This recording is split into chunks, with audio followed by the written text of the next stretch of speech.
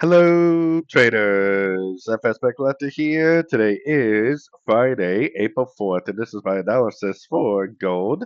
If you haven't done so already, definitely do check out my free Discord channel, which is linked down here in the corner. And don't forget to take a look at my website, fxpipcollector.com.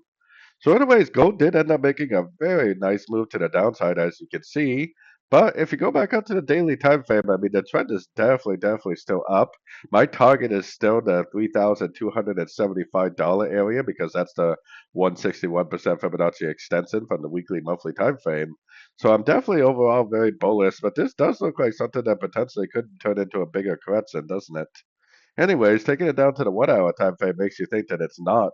Because when you go down to the 1 hour, you're like, oh, look, three waves down, three waves up, and then big impulsive down, higher high, lower low. That looks like a very recognizable Elliot wave pattern, which is an expanding flat.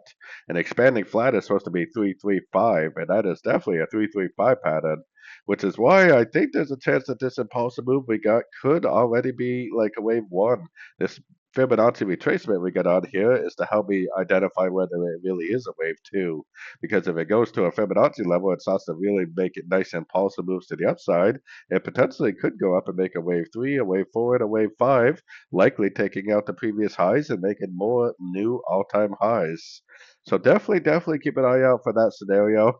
Definitely don't go long unless you see a nice impulsive move to the upside at a fib level because the higher time frames do kind of make you think that we are due for a bigger pullback. Shorter time frames make me think that it's actually just going to bounce from one of these fib levels and just keep on trending up. So be very cautious with your shorts. The trend is heavily up on the higher time frames. So anyways, don't forget to like and subscribe. And as always, thank you for watching and happy trading.